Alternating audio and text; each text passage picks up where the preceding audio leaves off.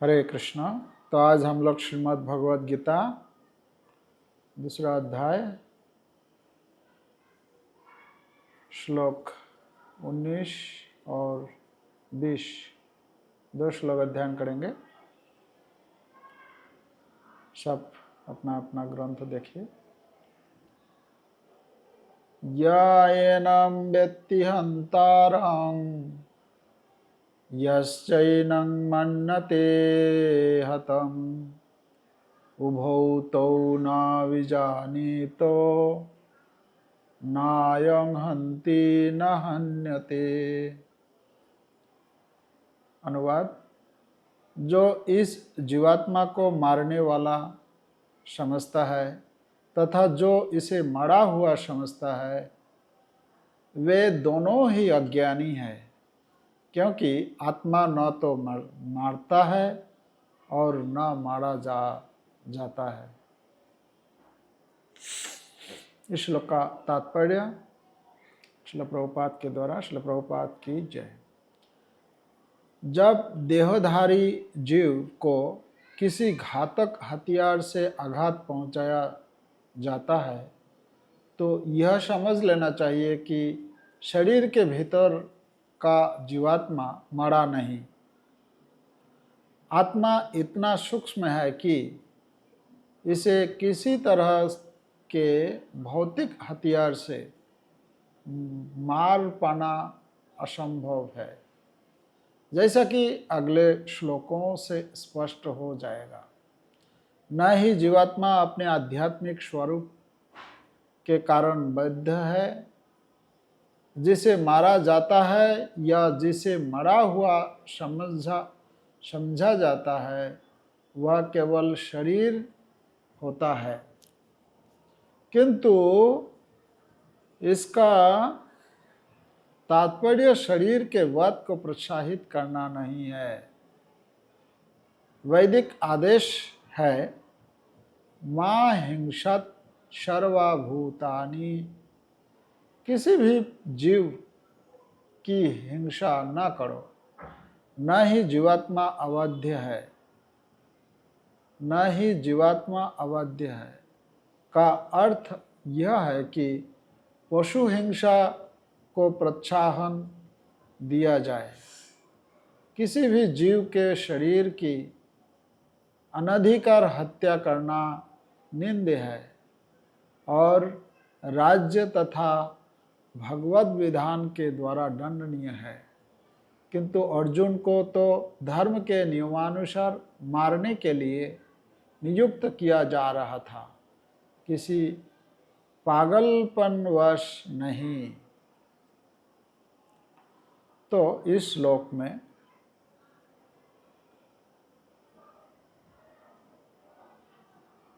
दो बात यहाँ कही गई है। एक है जो इस जीवात्मा को मारने वाला समझता है तथा जो इसे मरा हुआ समझता है, वे दोनों ही अज्ञानी हैं। जो कोई सोचता है कि ये फलाना आदमी मर गया तो इसका मतलब वो आत्मा के बारे में नहीं जानता है। वो आत्मा कभी, क्योंकि आत्मा कभी मरता नहीं है। तो और इसमें बोलते हैं कि क्योंकि आत्मा न तो मारता है और न मारा जाता है।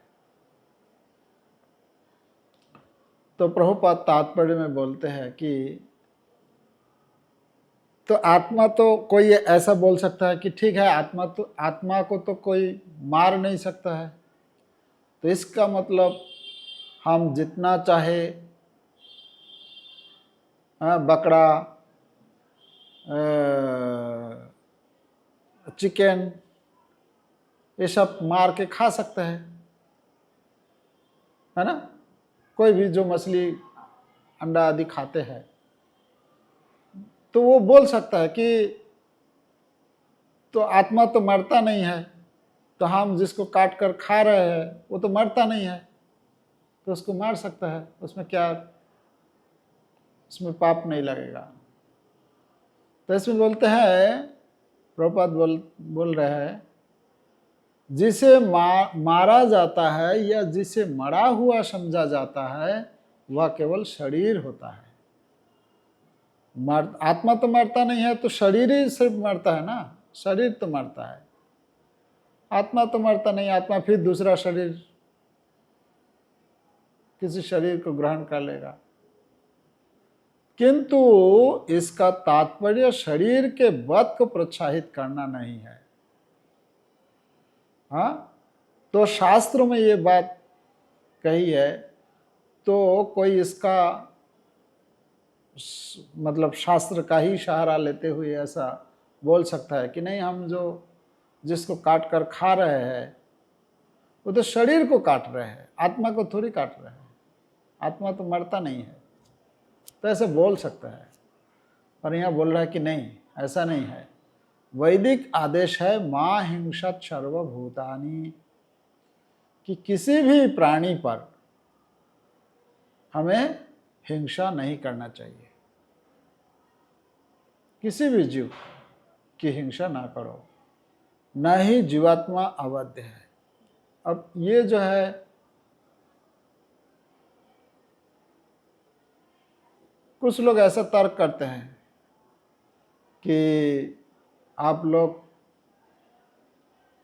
जो ये जो सब्जियां जो खाते हैं तो वो तो काट कर ही खाना होता है ना, शाक भाजी जो भी है, वो भी तो पाप।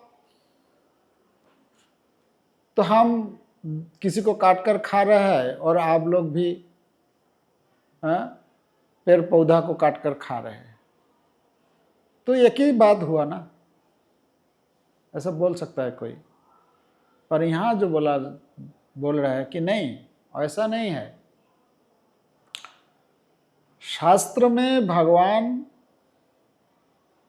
बताया है कि क्या, किसका क्या खाना है,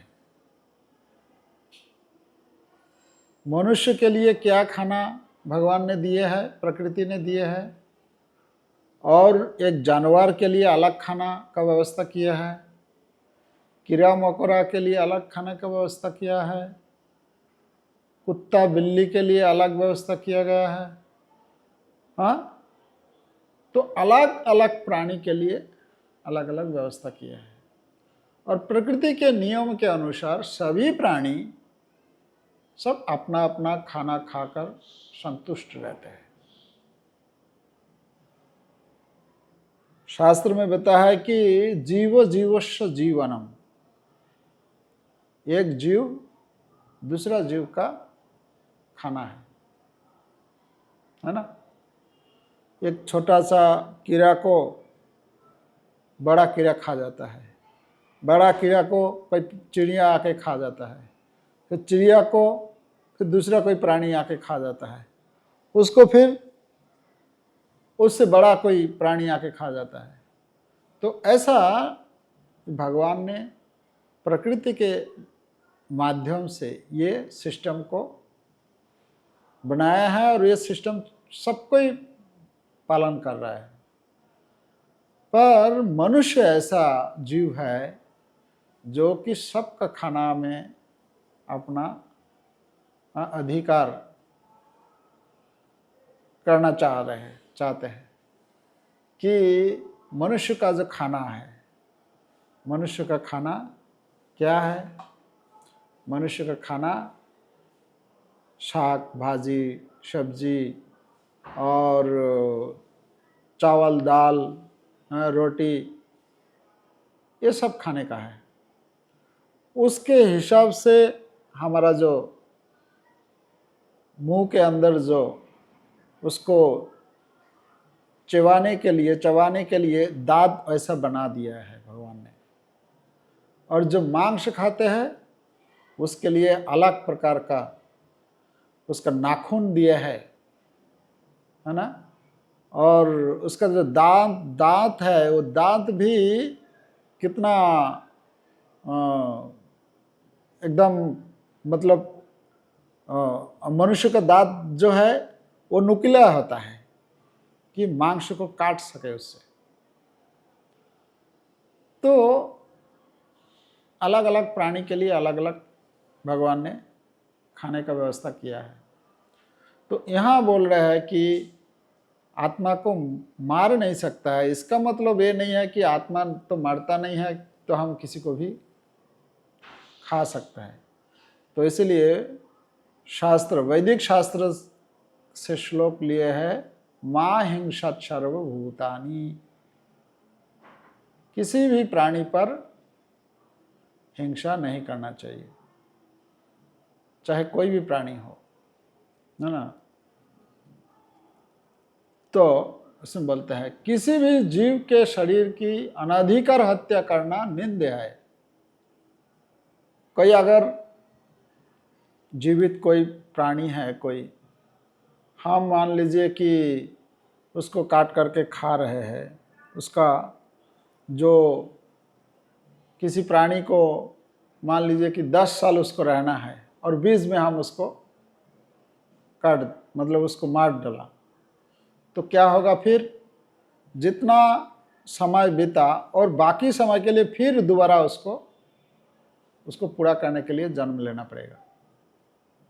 तो उसका जो एक जो स्वाभाविक जो गति है उसका, कि इतना साल उसको रहना था, उसमें क्या हुआ, हम बीच में उसका बाधा बन गया, है ना। तो इसलिए बोलते हैं कि अनाधिकार हत्या करना निंद्य है और राज्य तथा भगवत विधान के द्वारा दंडनीय है। अगर हम ऐसा करते हैं, किसी को मारता है, तो ये राज्य का एक कानून होता है, राज्य के कानून के हिसाब से हमको दंड भोगना पड़ेगा। और ये अगर किसी तरह से बच गया, पर भगवत विधान जो है उससे हम नहीं बच सकते हैं, अपने को नहीं बचा सकते, वो दंड हमें भोगना ही पड़ेगा। क्योंकि चित्रगुप्त जो है वो पूरा सब नोट करके रखा है। हाँ, जब हिसाब किताब होगा पूरा के पूरा, वो जो जितना भी हम पाप किया है, जितना भी अनाधिकार हत्या किया है, उसका दंड हमें भुगतना ही पड़ेगा। किंतु कोई प्रश्न कर सकता है, तो अर्जुन भी तो कितने लोगों को युद्ध में मारा ना, तो अर्जुन भी मारा। तो अर्जुन जो युद्ध क्षेत्र में जो बात किया है कितने लोगों को, इसमें क्या है, ये है, इसको बोलते हैं धर्म। धर्म क्यों बोल रहे हैं? ये हिंसा नहीं है। अर्जुन तो चाह रहे थे कि हम युद्ध नहीं करेंगे, ये हिंसा का आश्रय नहीं लेंगे, पर भगवान बोले हैं नहीं, ये तो तुमको युद्ध करना ही है, इन लोगों को मारना ही है। और भगवान जो बोलते हैं वही है धर्म। धर्मम तो साक्षात भगवत प्रणीतम। भगवान जो कहते हैं वही धर्म है। भगवान जो मना करते हैं उसको हम करते हैं तो वो अधर्म है, और भगवान जो कहते हैं उसको पालन करना ही धर्म है। तो अर्जुन जो यहाँ जो युद्ध क्षेत्र में जो मारने वाले हैं, जो मारेंगे, तो ये भगवान के आदेश पालन कर रहे हैं, है ना। तो भगवान का आदेश अर्जुन इसलिए लिखे हैं यहाँ, किंतु अर्जुन को तो धर्म के नियमानुसार मारने के लिए नियुक्त किया जा रहा था, किसी पागलपन वश नहीं। ठीक है। तो ये 20 नंबर श्लोक, 19 नंबर श्लोक का 20 नंबर श्लोक देखिए। न जायते म्रियते वा कदाचित् नायं भूत्वा भविता वा न भूयः अज नित्य शाश्वतयं पुराणो न हन्यते हन्यमाने शरीरे। इस श्लोकानुवाद। आत्मा के लिए किसी भी काल में न तो जन्म है न मृत्यु, वह न तो कभी जन्मा है न जन्म लेता है और न जन्म लेगा। वह अजन्मा, नित्य, शाश्वत तथा पुरातन है। शरीर के मारे जाने पर वह मारा नहीं जाता। तो यहाँ 4 विशेषताएं तथा 4 निषेध।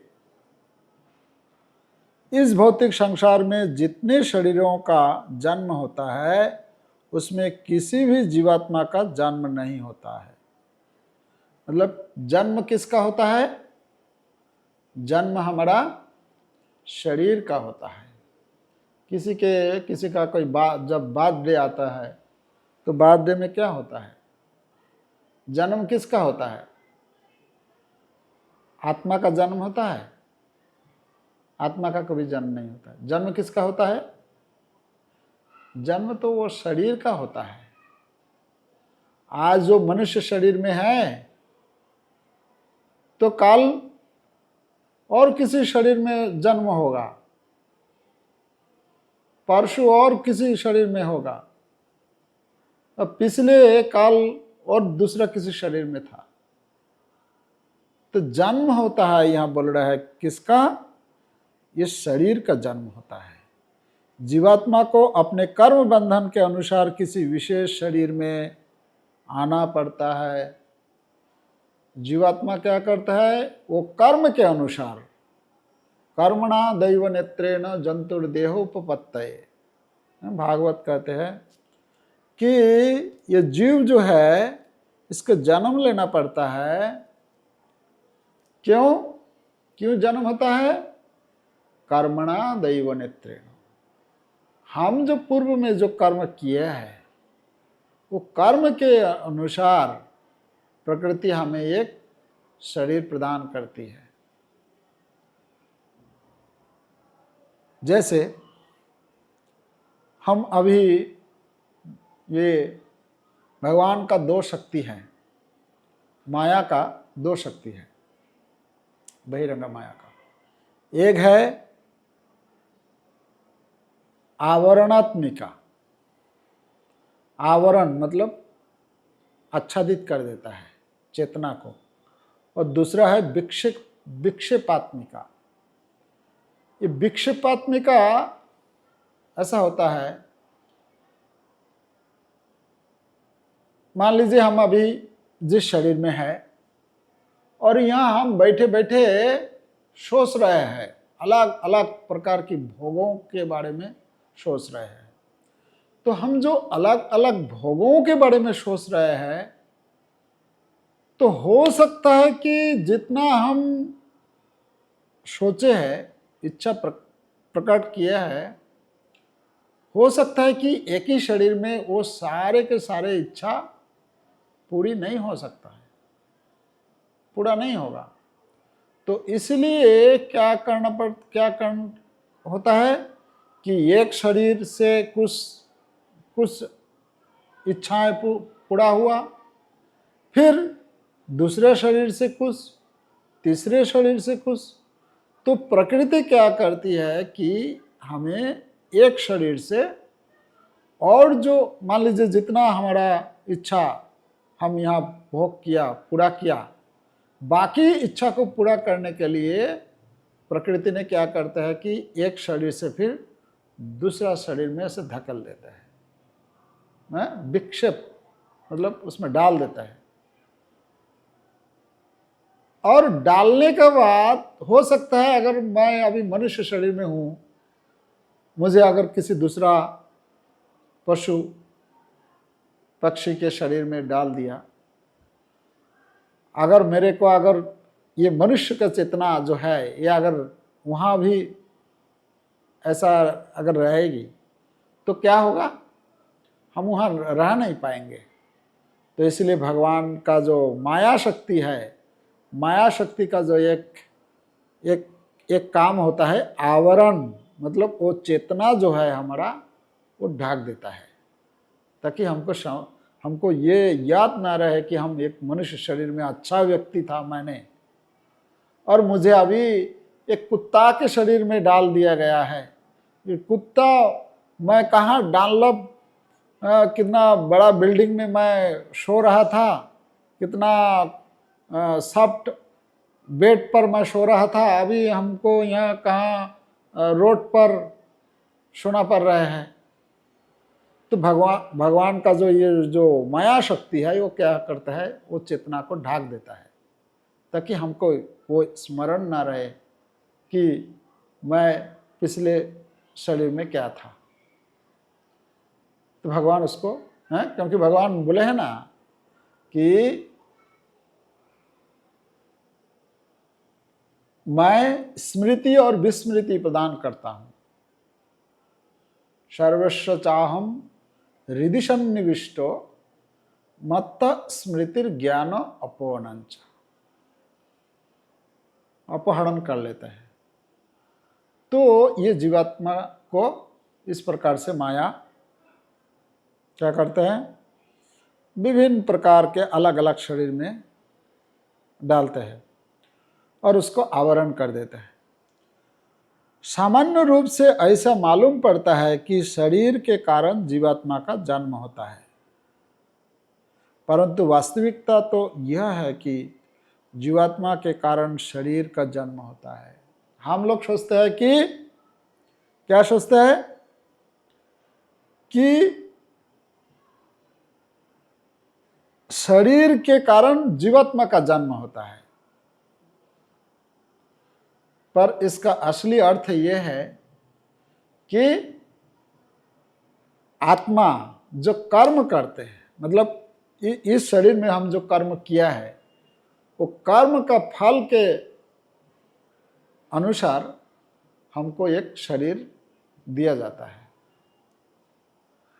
तो ये जो उदाहरण दिया गया ना कि ये जो क्या है, ये एक आगे चलकर बोलेंगे वाशांश जीर्णानि यथा विहाय, ये कपड़ा के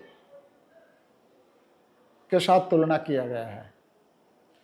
तो तात्पर्य पढ़ लेता है इसमें,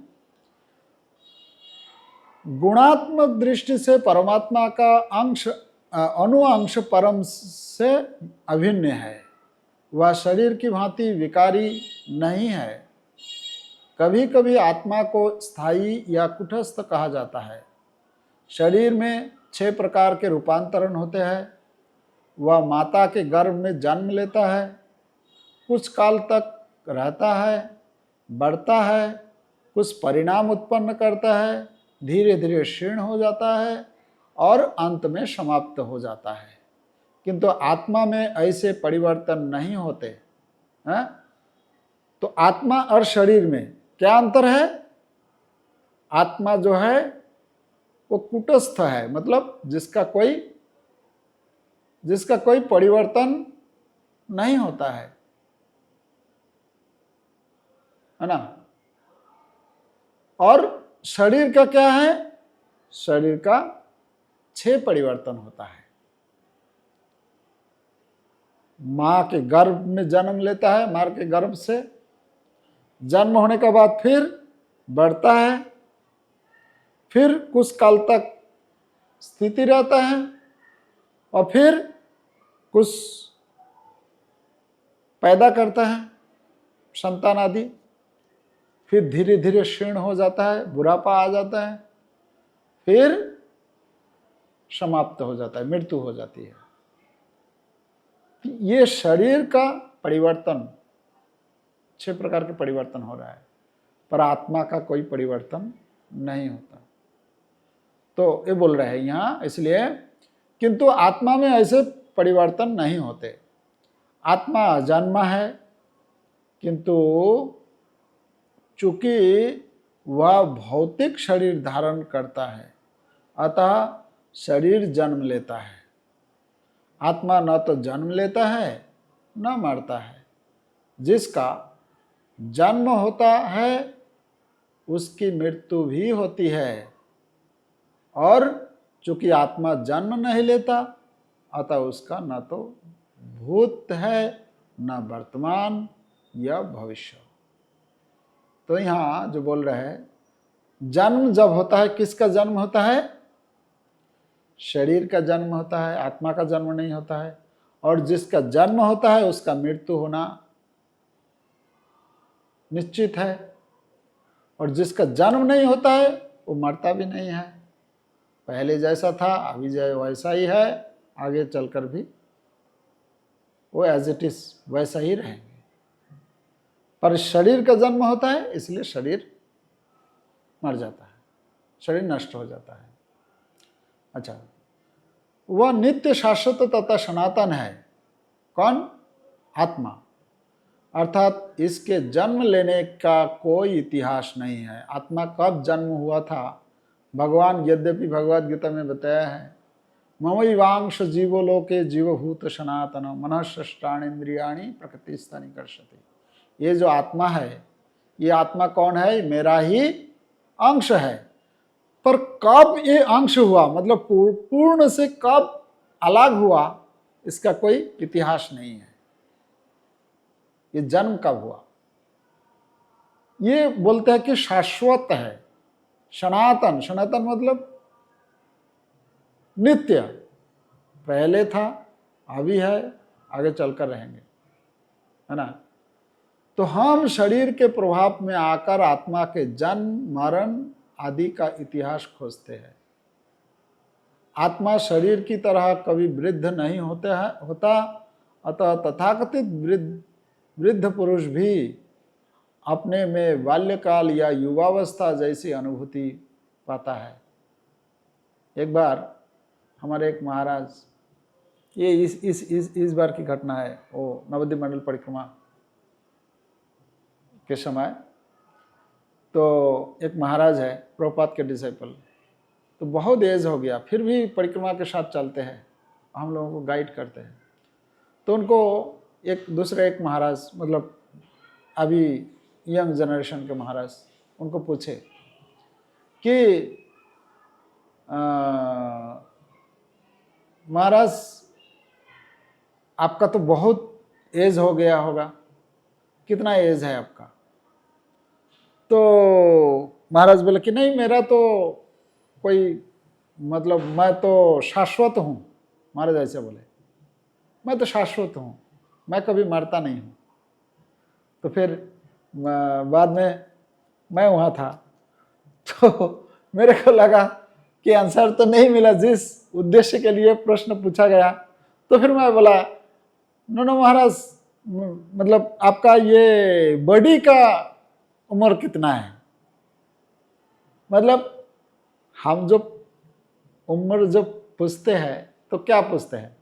बॉडी का ही है ना, आत्मा का तो नहीं पूछते है ना।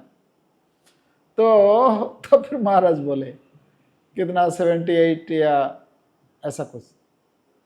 तो यह है कि शरीर के परिवर्तनों का यहाँ इसलिए बोलता है कि युवावस्था जैसी अनुभूति पाता है। शरीर के परिवर्तनों का आत्मा पर कोई प्रभाव नहीं पड़ता। आत्मा वृक्ष या किसी अन्य भौतिक वस्तु की तरह शीर्ण नहीं होता। आत्मा की कोई उपसृष्टि नहीं होती, मतलब आत्मा से आत्मा और दूसरा ये फिर जन्म नहीं होता है, क्योंकि वो अविकारी है, मतलब वो उसका कोई विकार नहीं होता है। आत्मा जो है वो व्यक्ति, मतलब वो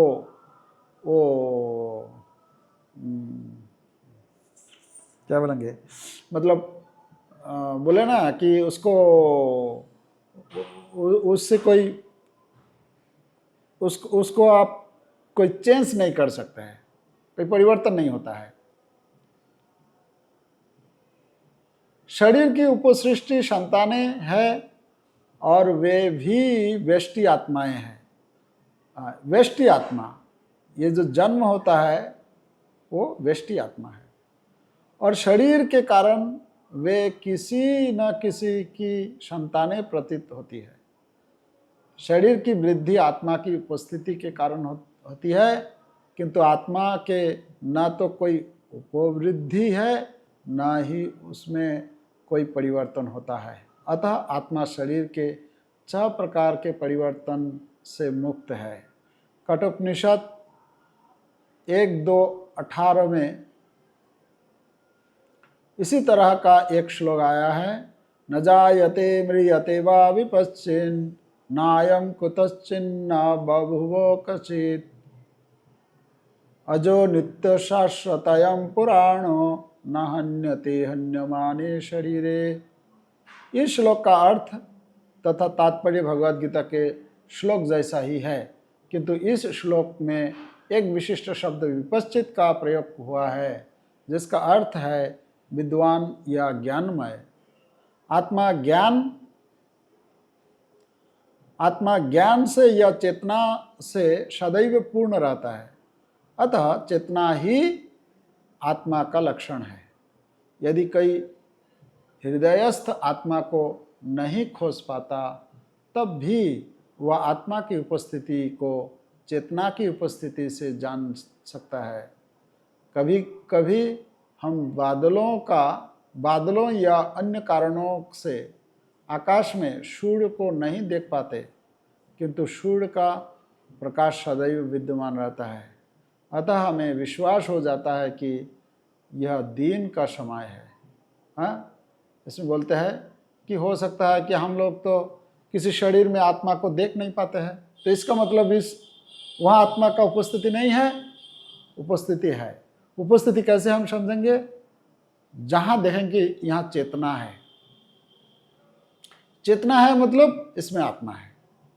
जहाँ चेतना नहीं है, जैसे ही आत्मा वो शरीर को छोड़कर निकल जाएंगे, तुरंत वो एकदम स्तब्ध हो जाएगा, मतलब वो ऐसे ही जड़वत पड़ा रहेगा, वो ये थोड़ा सा भी हिलेगा नहीं, है ना। तो उदाहरण दिया है कि जैसे सूर्य दिन में कभी कभी ऐसा हो जाता है कि बादलों से पूरा ढक जाता है। अभी आजकल बरसात का मौसम है, तो इसमें क्या होता है, कभी कभी ऐसा हो जाता है पूरा दिन में ही अंधेरा जैसा हो जाता है। तो इसका मतलब क्या सूर्य नहीं है? नहीं, सूर्य है, पर हमारे आँख से हम उसको देख नहीं पा रहे हैं, है ना। कई बार ऐसा होता है, हम देखते हैं जब फ्लाइट में जाते हैं तो पूरा कोहरा है, अंधेरा है, पर फ्लाइट जैसे ही ऊपर जाता है तो क्या हो जाता है, फिर एकदम पूरा जो है सूरज का जो धूप है, रोशनी है, वो पूरा देखने को मिलता है। और नीचे बारिश हो रहा है, ऊपर में पूरा सूर्य है, ऐसा। तो इस प्रकार जो हम शरीर में, किसी भी शरीर में आत्मा को देख नहीं पाते हैं, पर इसका मतलब ये नहीं है कि हम देख नहीं पा रहे हैं, इसका मतलब वो आत्मा नहीं है। आत्मा है। उसका जैसे दिन में यद्यपि सूर्य को हम लोग देख नहीं पाते हैं कभी कभी, फिर भी हम ये जानते हैं कि अभी दिन चल रहा है। उसी प्रकार जब चेतना को हम देखते हैं, चेतना की उपस्थिति है, तो ये मान लेते हैं कि इस शरीर में आत्मा है। अच्छा, प्रातःकाल ज्यों ही आकाश में थोड़ा सा सूर्य प्रकाश दिखता है तो हम समझ जाते हैं कि सूर्य आकाश में है। इसी प्रकार चूँकि शरीरों में चाहे पशु के हो या पुरुषों के कुछ न कुछ चेतना रहती है, अतः हम आत्मा की उपस्थिति को जान लेते हैं, किंतु जीव की यह चेतना परमेश्वर की चेतना से भिन्न है, क्योंकि परम चेतना तो सर्वज्ञ है, भूत वर्तमान तथा भविष्य तक के ज्ञान से पूर्ण। व्यक्ति जीव की चेतना विस्मरणशील है। जब वह अपने वास्तविक स्वरूप को भूल जाता है तो उसे श्री कृष्ण के उपदेशों से शिक्षा तथा प्रकाश और बोध प्राप्त होता है। किंतु श्री कृष्ण विस्मरणशील जीव नहीं है। यदि वे ऐसे होते तो उनके द्वारा दिए गए भगवद गीता के उपदेश व्यर्थ होते। तो इस यहाँ जो है जीव और भगवान में फिर क्या अंतर है? आत्मा और शरीर का अंतर बताया, और यहाँ बता रहा है कि भगवान श्री कृष्ण जो उपदेश दे से भगवान और जीव में अंतर है। जीव क्या करते हैं? वो विस्मरणशील है, भूल जाता है, पर भगवान कभी भूलते नहीं है। भगवान सर्वज्ञ है, सब कुछ जानते हैं। आत्मा के दो प्रकार है। एक तो अणु आत्मा और दूसरा विभु आत्मा। कठोपनिषद 1:2-20 में इसकी पुष्टि इस प्रकार हुई है। अनोरणीयान महतो महीयान आत्मस्य जंतुर निहितो गुहायाम तमक्रतु पश्यति वीतशोको धातु प्रसादन महिमानमात्मना। परमात्मा तथा अनुआत्मा दोनों शरीर रूपी उसी वृक्ष में जीव के हृदय में विद्यमान है, और इनमें से जो समस्त इच्छाओं तथा शोकों से मुक्त हो चुका है वही भगवत कृपा से आत्मा की महिमा को समझ सकता है। श्री कृष्ण परमात्मा के भी उद्गम है, जैसा कि अगले अध्यायों में बताया जाएगा, और अर्जुन अनुआत्मा के समान है जो अपने वास्तविक स्वरूप को भूल गया है। अतः उसे श्री कृष्ण द्वारा या उनके प्रामाणिक प्रतिनिधि गुरु द्वारा प्रबुद्ध किए जाने की आवश्यकता है। तो आत्मा दो प्रकार है, एक है अनुआत्मा, एक विभु आत्मा। विभु आत्मा कौन है? विभु आत्मा है भगवान, और अनुआत्मा है जीव, हम लोग जो असंख्य जीव है, और भगवान एक है, वो है विभु आत्मा।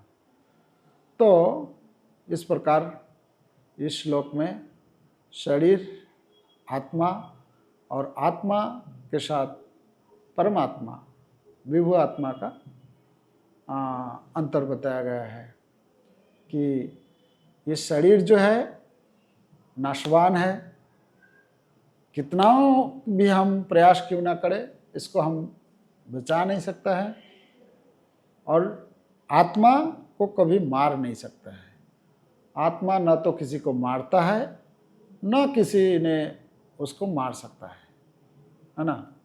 और ये जो आत्मा है इसका कभी जन्म नहीं होता है, शरीर का जन्म होता है। ये आत्मा जो है नित्य शाश्वत पुरातन है, और